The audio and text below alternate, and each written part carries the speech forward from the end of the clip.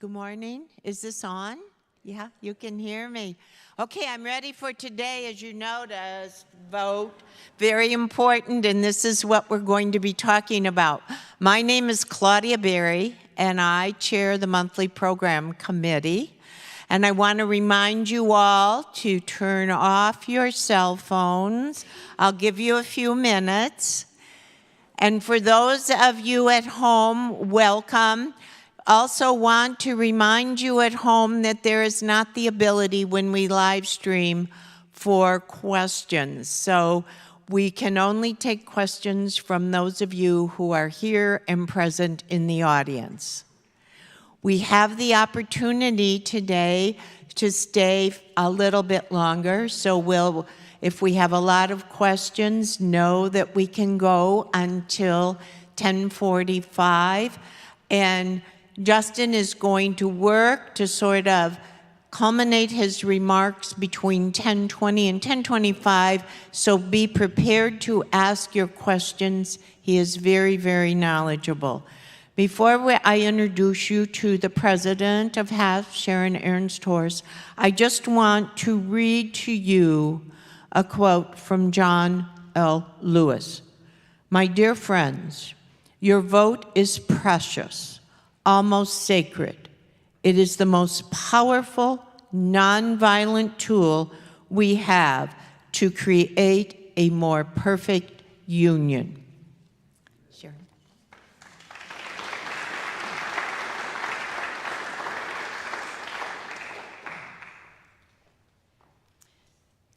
Thank you, Claudia. I hope you all had a wonderful 4th of July weekend and celebration with family and friends and honoring our country and the democracy upon which we are founded. I have a few announcements to make today. We are now 2 weeks into our summer term, and HASP members have learned about bees and tasted honey. We've enjoyed live saxophone music in the classroom. We sat in silence before very powerful pictures of Emmett Till's beaten face and the grief of his mother, and other courses as well in these first 2 weeks. But we have 6 more weeks of summer to go. So if you've not yet signed up for courses, there's plenty of opportunities and wonderful courses yet to come. And we have a rolling admissions, as we have been doing in the past. So as your schedules open up, or as you know what your commitments are for the summer, please check those weekly HASP happenings for courses that are coming up and register. And every Sunday you get a HASP happening, and you can register for courses online. Simply scroll down below the announcement of the courses to that orange registration box. Click on that orange box, and it'll take you right to course registrations. So it's an easy thing to do online from that email. And if you've not yet registered, renewed your membership, remember only HASP members can take courses. So before you sign up for your courses, make sure you've renewed your membership, and that also can be done online. Scrolling down the HASP happenings to the navy blue box, click on that, and it takes you right to your registration form for renewing your membership. And if you choose not to renew this year, please use that same form, because we'd like to know why you're making that decision, and there are many reasons why people are not able to continue, and we certainly honor all of those. And if you prefer to either register for classes or renew your membership in person, just feel free to call the office or come by, and someone there will help you through that process. Last week, you received a surprise announcement of the departure of Tricia Cabana, her office and project manager. We very much appreciated her positive and warm personality and the very many ways she supported the programming and the office during this transitional period. Following the meeting today, the Board of Directors will meet to finalize staffing, and the search process will begin immediately, so we'll be informing you as that proceeds. And meanwhile, Ian McNeil, our wonderful new director, will be working with the leadership and volunteers to keep HASP running smoothly. And if you've not met Ian yet, he is the young man among us. Ian, would you stand and wave so we can all say, there he is in the back row today. We certainly appreciate your willingness to step into an ever-changing scenario here, and you're doing a great job for us. Thank you. And Ian is very eager to meet all HASP members, so if you come in for a course, please stop by and say hi. But even better yet, come to Haspy Hour every Tuesday afternoon, anytime between 2:30 and 3:30. There are cookies, conversation, and iced tea available, and you have a chance to meet Ian, converse with him about things you'd like to see happening in HASP, tell him some of the stories from the past. It's a great time to get to know him and for him to get to know you.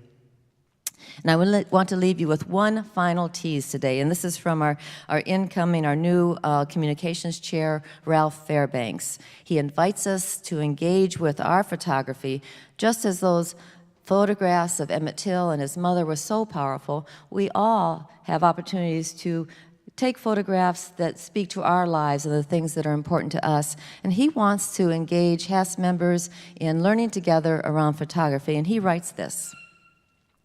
There's an old saying that goes, the best camera is the one you have with you. In this day and age, nearly everyone has a camera, often disguised as a phone. But it takes more than a camera to be a good photographer. Want to learn more? Join the new Photography Special Interest Group, or SIG. If you're new to the subject, come and learn from the pros. If you're a pro, come and share your photographs with the group and receive those ahs we all like to hear. And so I invite you to watch for more information from Ralph in the next HASP newsletter, or possibly in a special how do you say it? Say it? Say it again. Constant contact email. It'll come your way. And now I'd like to introduce Membership Chair Doug Walford to introduce our guests and our new members.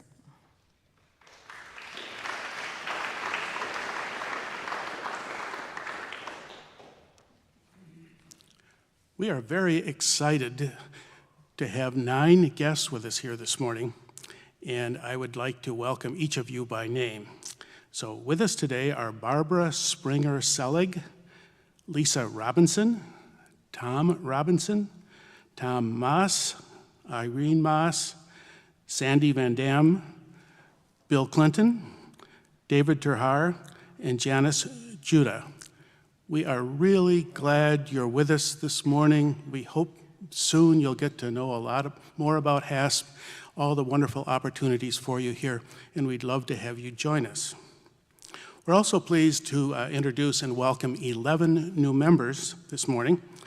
And I would like you to stand as I read your name and then turn around and face the audience so we can kind of recognize you and properly greet you. I realize some of our new members may be watching online, so you all are excused. You don't have to stand up and turn around. But nonetheless, we're very anxious to have you come in, meet you in person, and properly greet you. So our new members are, and please stand, Mary Behrens, Sylvia Boyd, Dennis Ickabone, Kathy Lacey, Lori Larson, Jane McPherson, Tim Pennings, Mary Vanderkoy, Mary Vanke, Gloria Veltman, and Susan Wolf. Oh, please join me in giving these guests, new members, a welcome. Thank you. Thank you. One final comment. Please think of people you know who would really enjoy and benefit from our HASP experience. Tell them about it and invite them as your guests to one of our monthly meetings. Thank you.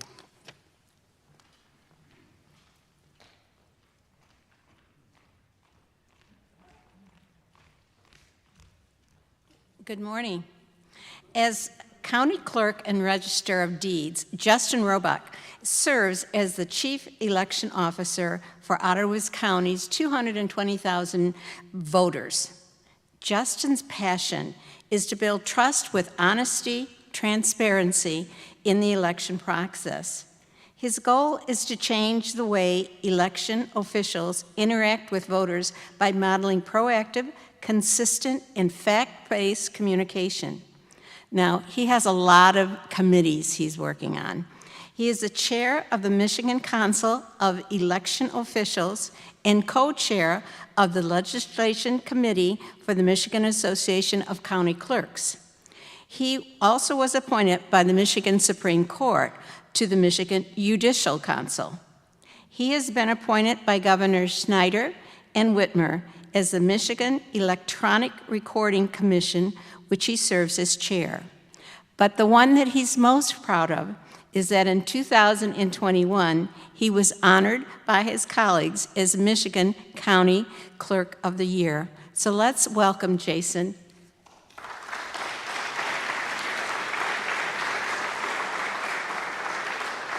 Thank you, Pat. Appreciate it. Thank you guys so much for having me here. Can you hear me okay? So make sure I'm on here. This is a really meaningful group.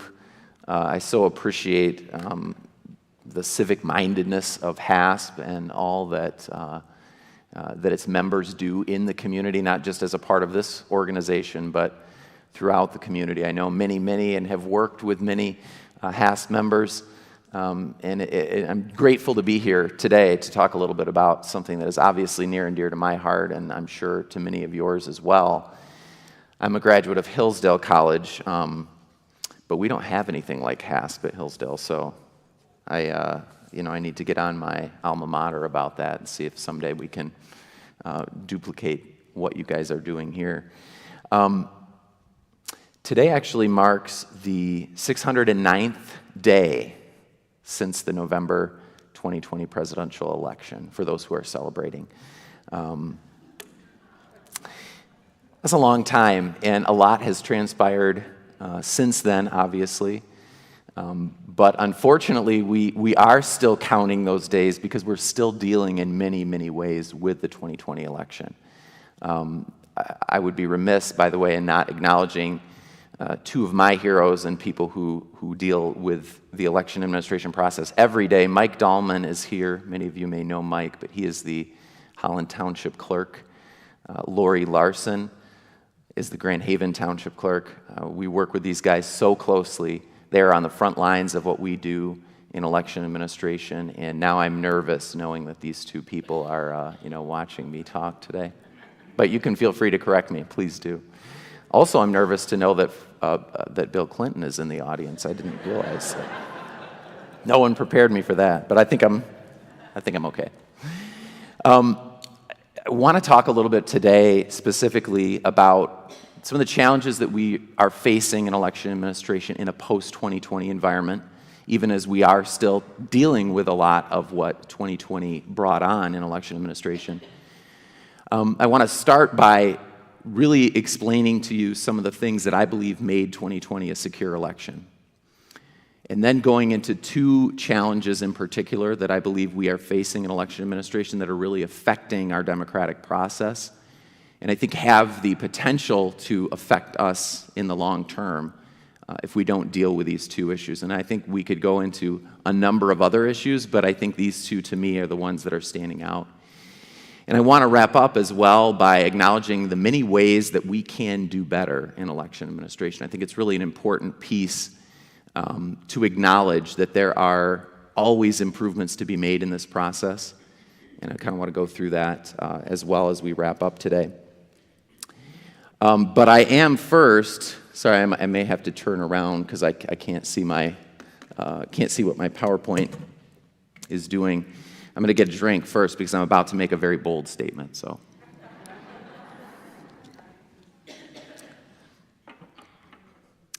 2020 was the most secure election that I have witnessed, and probably one of the most secure elections in our history as a country. That's a pretty bold statement. Well, thank you. I think, in acknowledging that, your applause means a lot, because I think, we've been through this process, many conversations with many voters, and I need to back up what I just said with some facts, right? I believe in data and fact-based statements, and I kind of want to go through the reason for why I said what I said and why I believe what I believe. The 2020 election was secure. Experts and organizations across the election industry are acknowledging that. Chris Krebs, who is an appointee of President Donald Trump to the Cybersecurity Infrastructure Agency, which is a part of Homeland Security, said, quote, "There is no foreign power that is flipping votes. There is no domestic actor flipping votes. We did it right." Attorney General Bill Barr stated on December 1 of 2020, quote, "We have not seen fraud on a scale that would have affected a different outcome in this election." Attorney General Barr resigned on December 15 of that same year. FBI Director Christopher Wray, a year later, continued to back up those statements, saying, quote, "We did not find evidence of fraud that could have changed the outcome of the election." Some important statements. 2020 election was verified. Now, this is an interesting fact for a lot of us in Michigan who voted on paper ballots for years, but paper ballots are not always the case in every state. In fact, in 2016, we had 85% of our voters across the country who voted on paper ballots. That number increased to over 95% voting on paper ballots with a verifiable audit trail in the 2020 election. So we had over 95% of our voters. Every battleground state had a verifiable paper ballot trail audit, and that's certainly the best practice in election administration. 2020 was fair and transparent, and this is an interesting thing for me as well, because in election administration, we actually sometimes like litigation. We like litigation that gets resolved, that resolves questions, right, for our voters and for us as we administer a process. And in 2020, again, one of the most litigated elections in our history. We had all kinds of litigation leading up to the election, encompassed all kinds of topics, everything ranging from voter ID laws to when absentee ballots would be counted, voter intimidation laws, to felon voting rights, rules surrounding observer participation. There were a number of issues where campaigns disagreed. They went to the courts. They fought those battles in the courts. Those issues were litigated and decisions were made, with wins and losses on both sides, by the way. And I think that's important to note because both sides clearly knew the rules going into the election. The losing candidate in the 2020 election chose not to take a legal process of filing for a recount, which he could have done in every battleground state, including the state of Michigan. So it was indeed a fair and transparent process. Don't mind my tea, sorry. I think it's the difference between versions. I promise that wasn't there. We're also audited. More states than ever in 2020 conducted post-election audits, including hand tabulation and recount of votes. The state of Georgia alone had 4 separate audits, including 2 full hand recounts of the entire state of Georgia. Here in Michigan, we conducted over 250 audits, and those audits include a 77-point checklist going over the details, and as Mike and Lori can tell you, there are a lot of details in that audit process, including a hand tabulation of votes, a hand count of votes, verifying that applications to vote match the number of ballots, verifying the applications were properly completed and that voters' signatures are on those. So it's actually a very detailed procedural audit that we go through here in Michigan. We were also, in case you didn't know, scrutinized. The 2020 election also resulted in a number of partisan audit processes, if you want to call them audits, but they were certainly engaging and looking into the audit process. And of course, we welcome the transparency. I'll talk about this in just a minute, but our office as well has gone through a process of being very open and transparent with the records that we have for 2020. And in every one of these cases with partisan audit processes have happened, they have turned up with no evidence of any sort of widespread fraud. here in Michigan as well, the Michigan Senate Oversight Committee took a pretty detailed investigation into the 2020 election. We had a number of conversations. In fact, I spoke a number of times with Senator Ed McBroom, who is the Republican and who is the chair of the Senate Oversight Committee. You may have seen some of these oversight hearings in December of 2020 on TV as well. But Senator McBroom and I had a number of conversations because he was really digging into the technical aspects of how our elections work, which I really value and appreciate when our elected leaders do that. Quote from Senator McBroom, "This committee undertook the foundational work of investigating the 2020 election from both the perspective of election administrators, officials, and workers, and from the perspective of the observing public.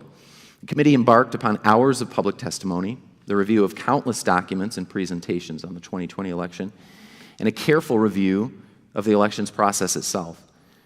This committee found no evidence of widespread or systematic fraud in Michigan's prosecution of the 2020 election."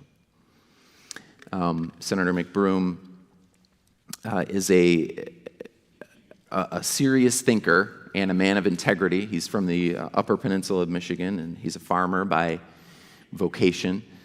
And I respect him a great deal because he's certainly a conservative Republican, somebody who supported President Trump in the election, but also somebody who really cares about getting it right and getting the facts straight. And so this 55-page report and that statement from him does carry a lot of weight, in my opinion. But I think the broader question, too, is where do we go from here?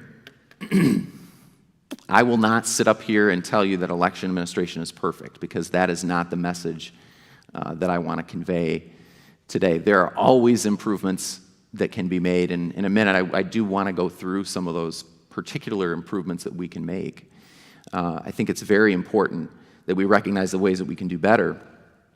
But I think first I want to address a couple of significant challenges that are facing us today, and I believe they represent some real vulnerabilities in our system and the potential to harm our democratic process if they're not addressed. And those two things are funding for election administration in general, as well as the physical security of election officials and election operations in the U.S. One thing that 2020 definitely revealed through the scrutiny of the process was that our elections are pretty seriously underfunded. A fascinating statistic, and this was actually done prior, Pew Research done just prior to the 2020 election, but the average municipality in the United States of America, whether that be a county government or municipal government, spends 1% to 2% of their budget on election administration. And that's a remarkable number. Just to put that in a little bit of context, municipalities spend more on parking lot maintenance than they do elections. In Michigan, our elections are very decentralized. We have a city and township model where really the city and township clerks administer the elections on the local level, and the townships are given mandates under the Michigan Constitution. Very, very specifically, the township really has two mandates, and that is elections and tax assessing. And our townships do a lot of other things. Of course, our cities do a lot of other things, but those two functions are specifically in the constitutional responsibilities of local jurisdictions in the state of Michigan.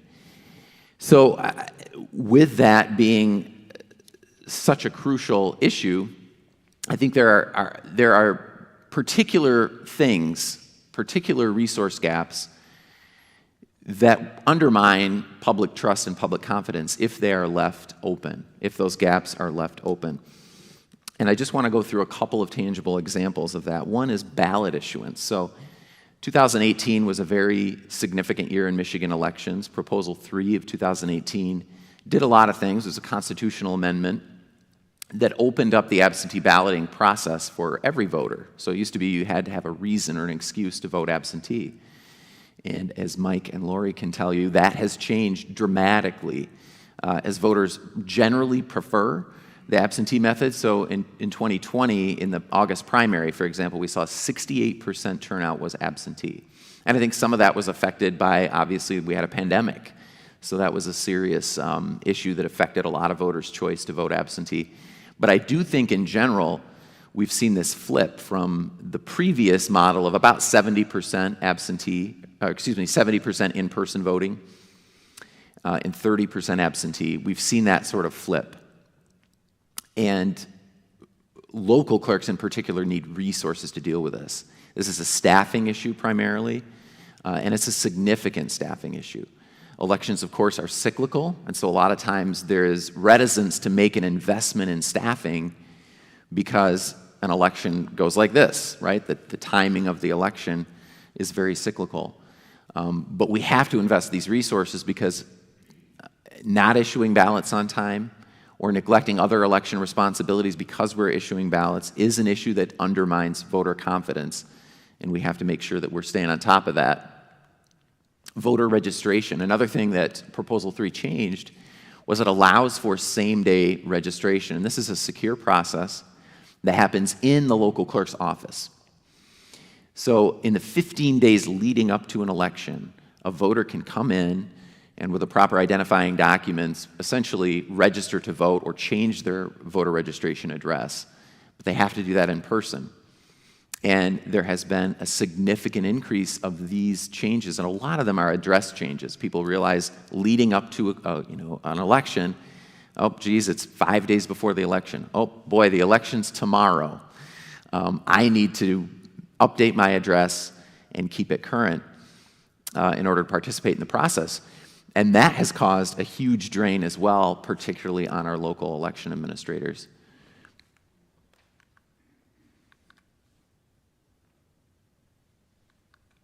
Uh-oh. There we go, polling place management. We saw this obviously during the pandemic when we needed a lot of, particularly personal protection equipment in the precincts, but we need resources in our precincts to effectively manage lines, to effectively process voters. These resources are certainly human capital, right? Our election workers are a critical part of this process. Is anyone here an election worker? Thank you so much. Seriously appreciate everything that you guys do because we couldn't do it without you. We could not make this thing work. Ottawa County alone has over 1,200 election workers. And these are people who give up some time. You do get paid, but it really essentially is a volunteer opportunity for folks. Give up time to serve in their communities. And so these guys need resources in the precincts and on the ground as well. And results accumulation and reporting. We need to make sure that we are investing in this. Because one of the key things about results accumulation and reporting results on election night, even though it is unofficial, it weighs on voter confidence and voter trust. Michigan, for example, with these major changes to our absentee voting process, we are processing absentee ballots beginning on Election Day. So you can begin to process those ballots as the polls open at 7 a.m. on Election Day. And there's a lot of workflow that goes through that process. And when those results are not available at a reasonable time on election night, or even sometimes the day after in large jurisdictions, it opens the door for trust issues, right? It opens the door for voters to say, or for bad actors, frankly, to say, what's going on with this vote count? And for that narrative to change dramatically. And so those are key resource issues that I think we need to invest resources from the federal, state, and local governments in ensuring that we have the right tools in the toolbox there. The other significant issue that revolves a lot around funding is transparency. Transparency and communication are truly critical to our operation, and I think the demand for it has certainly been front and center in the wake of 2020. And it should be. We should be, the most transparent operation in government. This is a really critical piece of our governing process where citizens have the absolute right to know what's going on. And we need to be able to be good communicators of that information as well. So in Ottawa County here today, we are estimating that our team is spending a roughly 25% of our time on the 2020 election. And think about that as a resource drain. I mean, we essentially are responding to Freedom of Information Act requests. A number of those have come just really in recent weeks. We have 2 members of our team here, by the way, which I neglected to introduce. So Madison Schneid is our administrative professional who keeps me in line. We also have Quentin Proctor, who has just joined our team. He is a GVSU student. Don't hold that against him. But he is a great guy who's just joined our team as our elections intern for this cycle. So thank you guys for everything. Yes, seriously. But what we're finding is we are dealing with these issues consistently, through the last 609 days, whether it's FOIA requests or whether it's simply conversations with community members, which are very important to have, and we value those highly, or whether it's other aspects of preparing and making sure that we are on the ball and ready to respond to questions and issues that have kind of come out of the 2020 cycle. But I do believe, we live in a time where communication is really key. It's ubiquitous. It's all around us. Social media has obviously, increased that. We have a 24-hour news cycle, and we have a 24-hour online news cycle. And so there is a real need for election administrators to be able to be good communicators. And let me tell you, I am an election administrator. We're nerds. I mean, nerds are not always good communicators. We like to keep our head down. We get into the technical aspects of things. Sometimes we can drone on. Hopefully I'm not doing that right now, but we can drone on about the technical side of our work. But we need tools and resources, whether it's another person in our office who can handle better communication, whether it's some tools that allow us to present information better to the public. But that is a key resource that I believe has a direct effect on public confidence in our work. And I do believe that good investment in that resource of communication will help build trust and involvement in our communities in the future as well. The second topic, which is definitely something that hits home for me, is the physical security of our election operation. And I think this is twofold. It's definitely the physical security of our polling sites, of our equipment, of our, the chain of custody of election materials in general, but it's also the physical safety and well-being of our election administrators and officials. And this is really a remarkable thing that we've had to deal with over the past couple of years. And very thankfully, I'm not one of these officials who have been threatened with my life. I'm not. I've taken on plenty of political threats, and that is par for the course, and I accept that as part of my job, right? But I know a lot of colleagues who have a different experience, and I think that is a huge challenge, and it's really, I believe, quite unprecedented in the volume of what we're seeing. It's not just necessarily small pockets of our communities.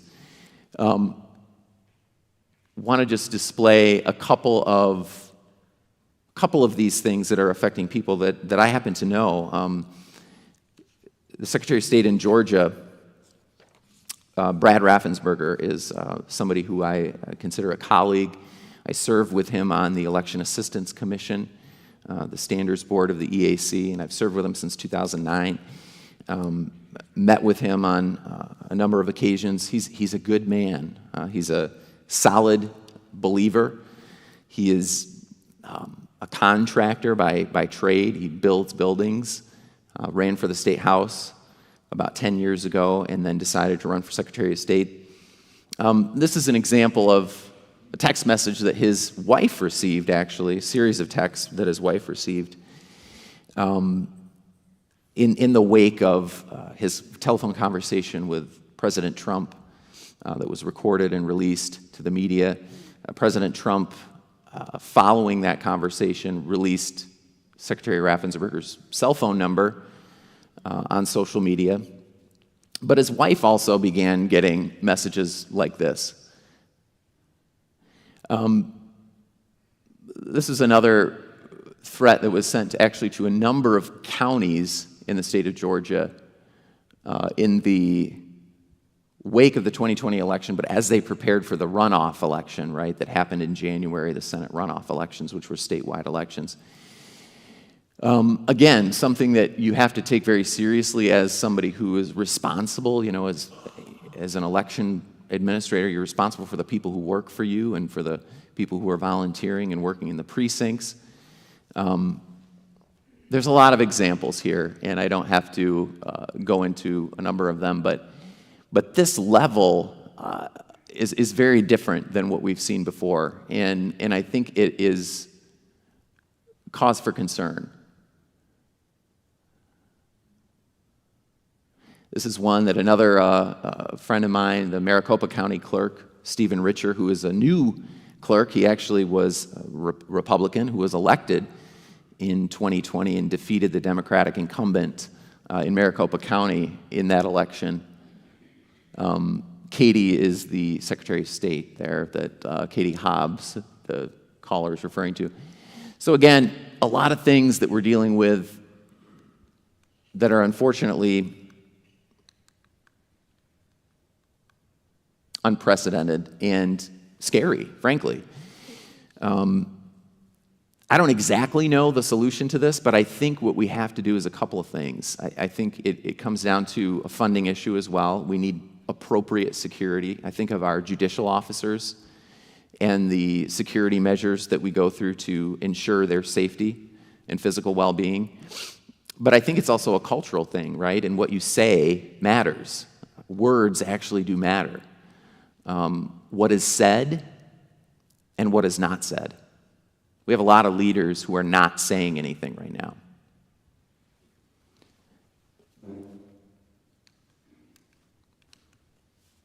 Sorry, I'm having some... Oh, that way.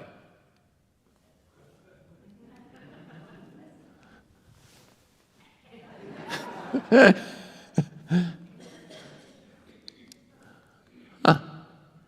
Oh, there we go. Sorry. Sorry for the interruption. All that being said, I think I want to focus in the remainder of our time on a couple of really key things that we can do better. And we've had a lot of time to think about this over the past couple of years, and my team. And I think 2020 opened up a lot of doors to be able to show us how we can better improve the process. Elections is a very human process. It's run by people, and we're not perfect. And I think some of these things are legislative changes. Also, some of these things are things that election officials can do, particularly accountability, training improvements. We need to get more stringent on how we train election officials. We also need training for election challengers. Currently, challengers or people who observe our elections process are not required to be trained. Some of them do go through basically political party or organization that's appointing them will give them some training, and sometimes that's good training, but it's not a requirement. And I think we saw the negative effects of this, particularly in 2020, when a lot of observers were witnessing things they didn't really understand, and it wasn't their fault. And so that is definitely a need. Reinforcing our procedures, chain of custody, talked a little bit about this from the securing angle. We need to make sure that our chain of custody is very strong when it comes to all of our election materials, and it is. We have a great process, but I think there are ways that we can make it better. We need better standards for how we store election equipment, for example.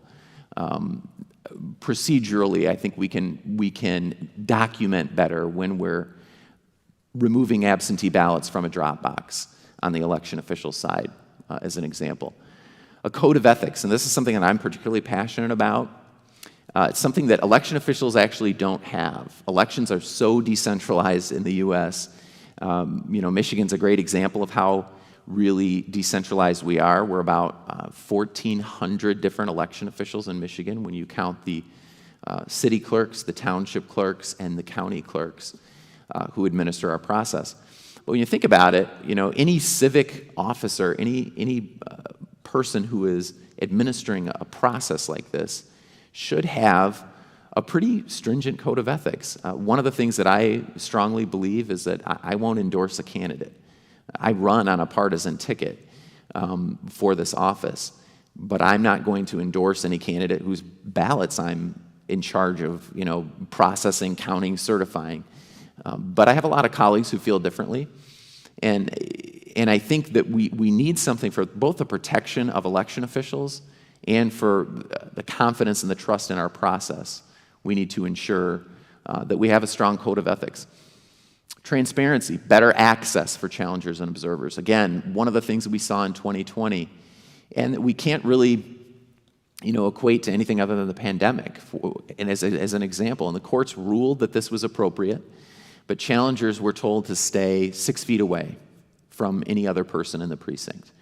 Good advice in a pandemic, right? Unfortunately, it wasn't great advice for bolstering confidence and trust in what was happening, because observers do need to be able to see what's going on. Another example of this is our absentee ballot process requires sequestration. So it basically means when you go in to count absentee ballots in the morning as an election worker, you can't come out until 8 o'clock at night after the polls close. And that includes an observer or a challenger. So this law was written for a time when we were literally hand counting those ballots, when there were piles of ballots stacked up, and we were processing them and counting, and obviously with the intention that people wouldn't go out and release results, right? But this isn't how we treat our jurors. Jurors can go home and have a meal with their family, and under penalty of a felony, they can't disclose what they heard in a closed session or what they discussed as jurors. And I think we need to treat our election operations the same way to increase the transparency and the likelihood that somebody can come in and observe. One of the things we saw at the TCF Center in Detroit was people putting cardboard up over these glass windows. I don't know if anybody saw that or not, but that was, made global news. They're shutting it out. They don't want anyone to see what's happening. Well, they had 184 observers in the room. What they were doing was actually, they realized they were not following the letter of the law and making the process not visible from the outside to the outside. So midway through the counting process, as people on the outside of the glass got more and more raucous, they realized we're actually not following the law. This needs to be covered up. But again, some of those things play into our confidence in the process and what voters see and what they perceive about the process. Post-election audits have to be public. This is such an interesting process because we've had post-election audits in Michigan now since 2012. They're technically not required to be public, that 77-point procedural checklist that I was talking to you about. Ottawa County has decided, my office has decided to make the audits that we conduct public meetings, so we post them on social media. We'll talk about them frequently, especially in 2020. We started with the 2020 presidential audit. We actually streamed live on YouTube, 32 hours worth of fascinating YouTube footage. If you ever can't sleep one night, feel free to check that out. It's still available. But the reality is this belongs to our public. This belongs to all of us, and we can't, we need to hold ourselves accountable in that way and making sure that the process is public. Efficiency, we need more time. We need more time to process ballots. Our jurisdictions here do a phenomenal job, and I can say that. Even if Mike and Lori weren't in the room, I would say that. We were completely reporting by about 1 a.m., 1:30 a.m. on election night, and we had, over 100,000 absentee ballots counted in Ottawa County alone. Remarkable. And a lot of urban areas have difficulty because the workflow is different. When you think about the security procedures that go into counting an absentee ballot, it's time-consuming. And the states that have a large number of absentee voters also have provisions to process ballots prior to Election Day. The state of Florida, for example, was fully reporting at about 11:30 or midnight on 2020 because they were counting those absentee ballots, not releasing totals, but they were processing those ballots 2 weeks prior to the election. So that's an important aspect for me in terms of increasing our efficiency. Extending the canvass and certification period. Our board of canvassers, we have 83 of them at the county level, and then we have a state board of canvassers. But they are they're a bipartisan team, 2 Republicans, 2 Democrats, appointed to essentially conduct an audit of the entire election process. So they are reviewing poll books and seeing how many voters came in, how many ballots were issued. Those numbers have to agree. They look at the totals tapes and they match that totals tapes to the unofficial results that we received on election night. And they have the power to correct certain errors as well. So if for some reason we have a precinct that is not balancing correctly, the canvassers can actually call those election workers back in. We can unseal ballots. Only they have the authority to do that. And then we can correct whatever error. And we do need more time to do that, particularly for large elections. And I think there's been some discussion on legislation that would change that, and I would fully support that. Because again, we're building that confidence in knowing that we did this right. Moving the date of the primary election, that's another one that creates an efficiency. We have a very tight window between our August primary and our November general election. Ballots have to be available 45 days in advance of any election, and that's a federal rule. But we have to connect with candidates, put those candidates on the ballot, ensure that the ballot is correct through the proofing process. We send a proof ballot to every single candidate on our ballot. Our local clerks are proofing those ballots. There's litigation that frequently occurs with candidates or with proposals that are on the ballot. And we have to do all of that in the timeline between August and November to ensure the ballots are available by essentially mid-September for the election. So 36 states in the country have a primary election date that is earlier than August. I think Michigan should join that group. I think it would be an effective move, both for election administration and again for confidence, because we're allowing better accountability and better transparency and making sure that we can do our jobs right and that we have the time to do that. Security. Currently, county clerks cannot remove deceased voters from the rolls. That is the responsibility of either the Secretary of State or the local election official, the township and the city clerks. And again, I think this was just written into the law years ago and it needs to be updated with the times. My office processes death records for our county, and so technically we're the first entity to know. But currently the law in the state of Michigan says that I have to mail monthly a letter to each local clerk in Ottawa County letting them know who is deceased in the county from their city or township.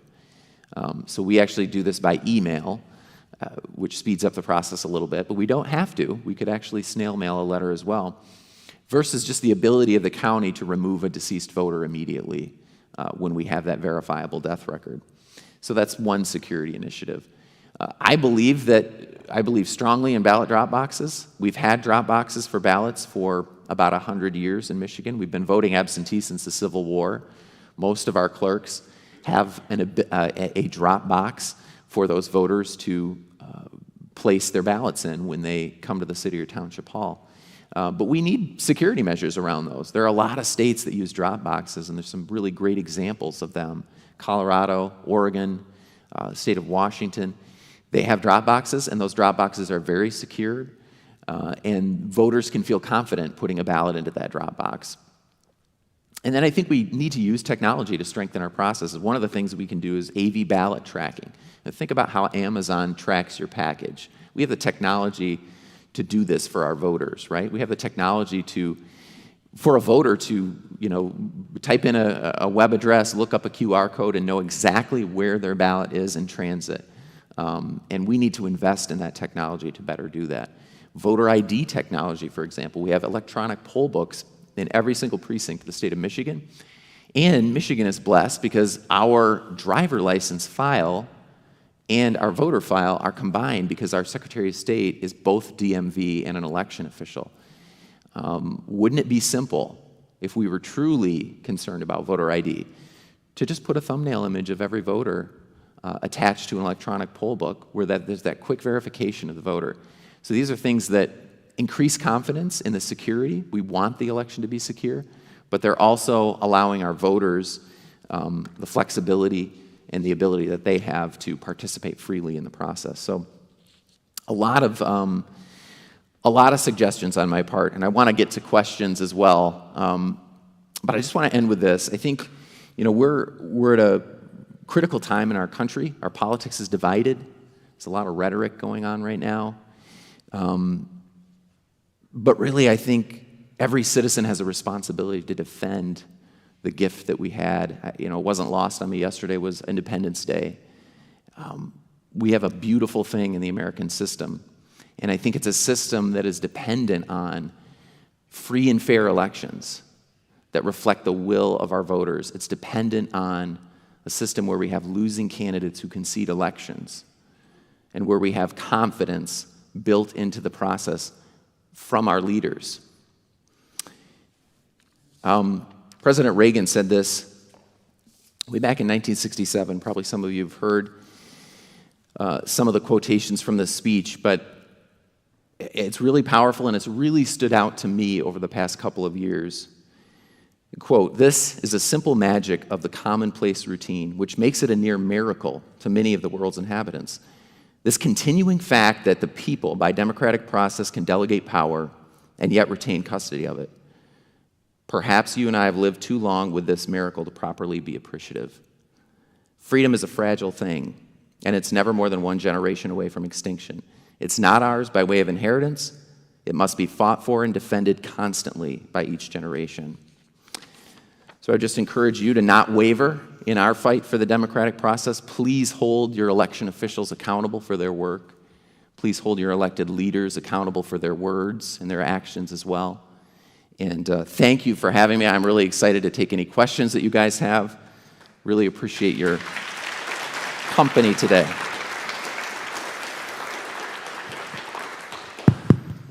If you have questions, please just raise your hand and we'll bring a mic to you. Thank you. Sorry, do you want me to? Oh, yep. You guys got it.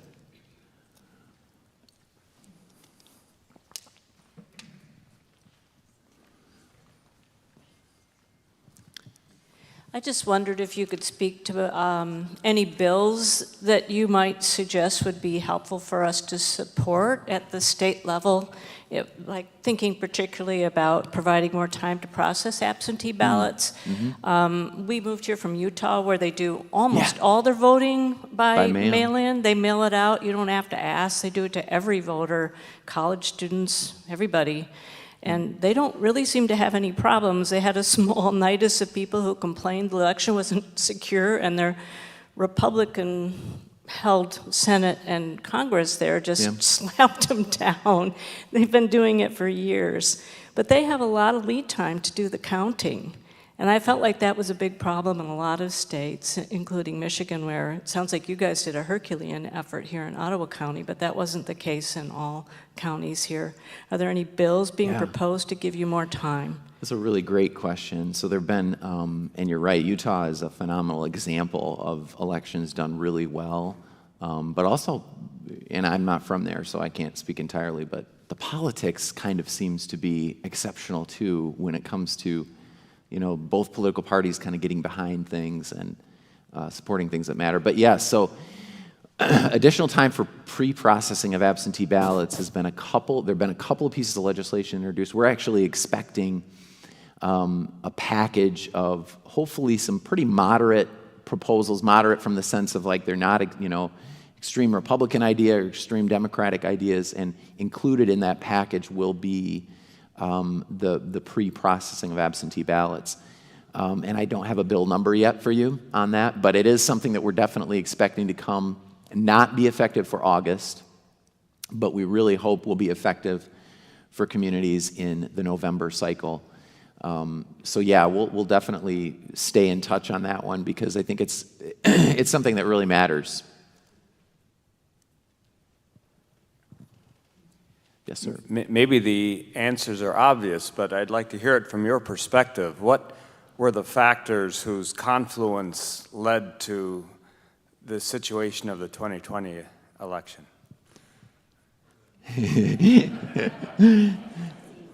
That's a great question. How much time do we have? We have extra time. I think so many things go into it, but I think ultimately, this is an example I've used.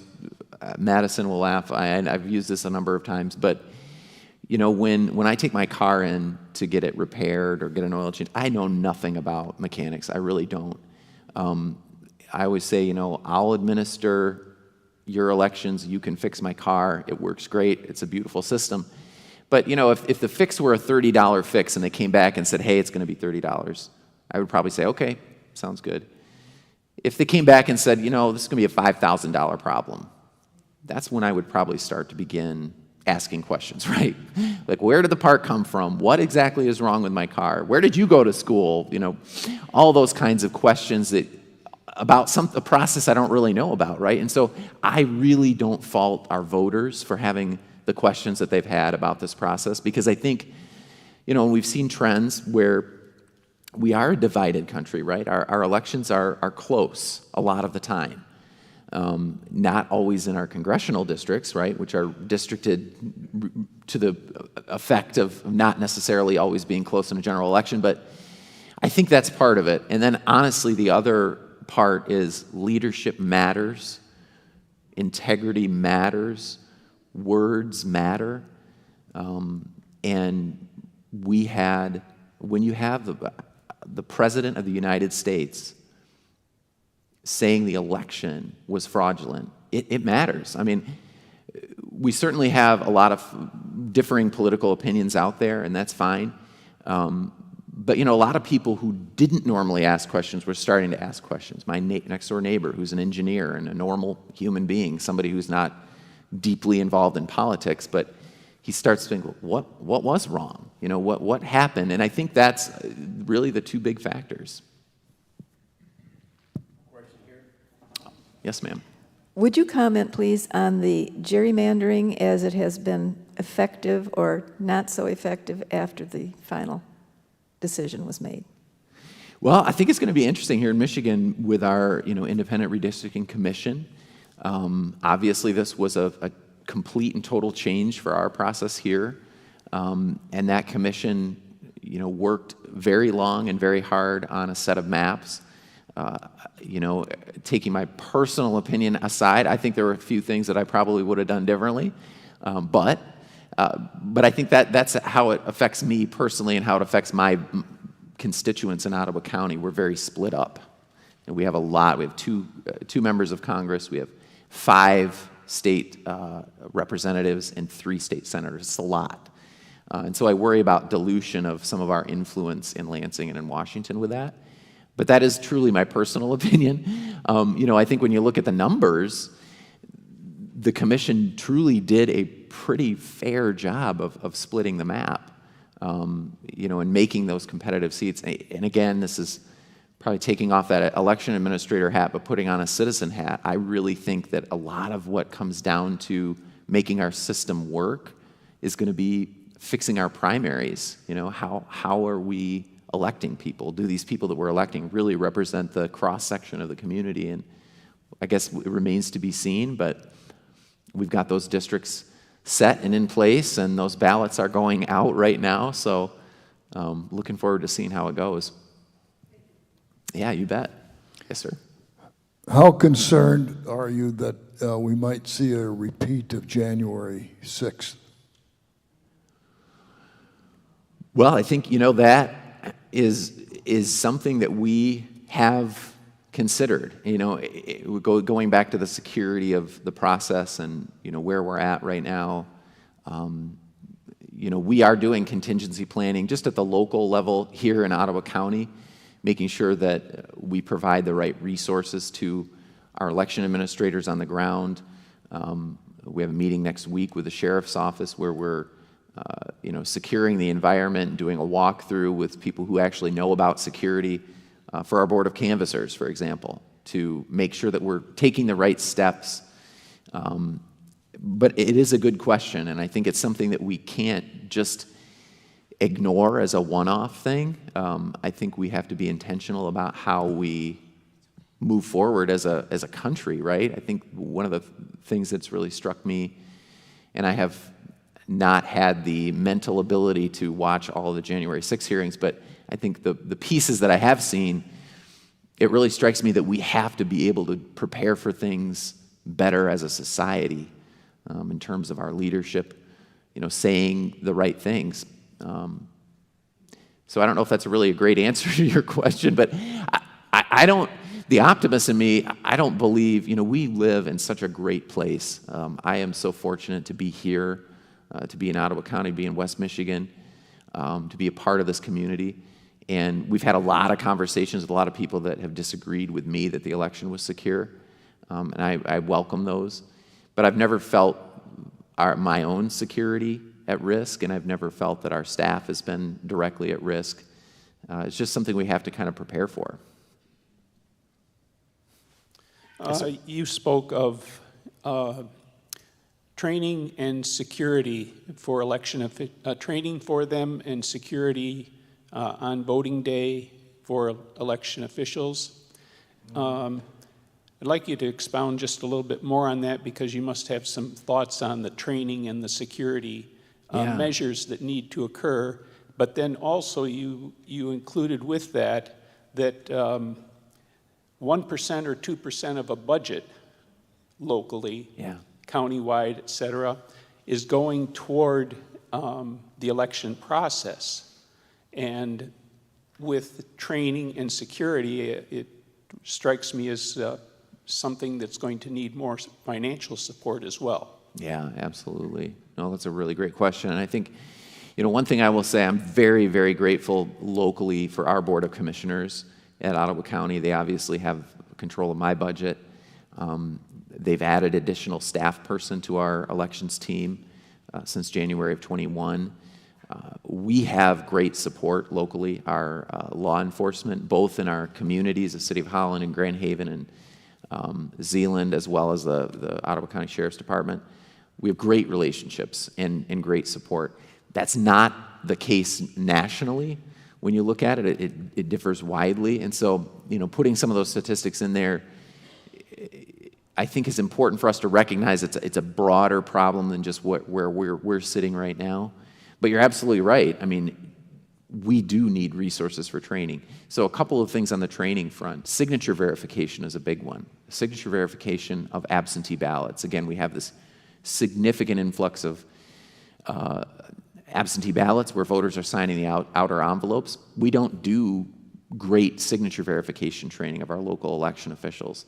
I think that's a resource we need to invest in. We also have kind of a convoluted law structure in Michigan that says if you're an election official, you should be accredited. So the law gives the Secretary of State the responsibility of accrediting election officials through training, but it doesn't give the election official the mandate to take the training. So what we have are situations where, and few and far between, not in Ottawa County, but in a large number of our municipalities, we have elected clerks that sit on boards, township boards or city councils that aren't certified to run elections. Maybe they have a deputy underneath them that is. We had 10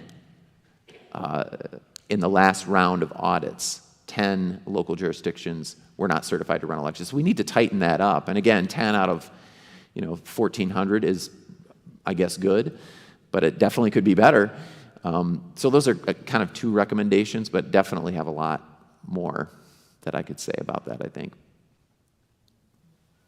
Justin, I want to thank you. Thank you very much for the information that you shared with us today. It has been very, very important for all of us here and those of you who are listening on live stream to maybe even think about listening to it again.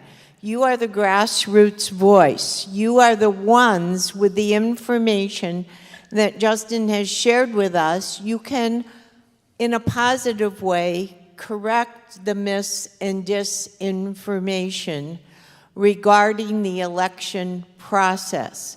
And also you can understand why it is important that the people who process our elections have additional funding and have security. It is important for us to be accurate. We can become observers of You can observe the Board of Canvassers. If you don't want to actually work an election, you can become an observer.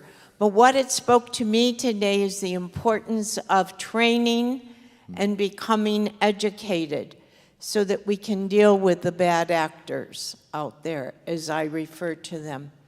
So, any final words for us that you have? No, just thank you so much. It's an honor to be with you guys. Thank you very much. And I love your earrings. She has vote earrings. I have vote earrings.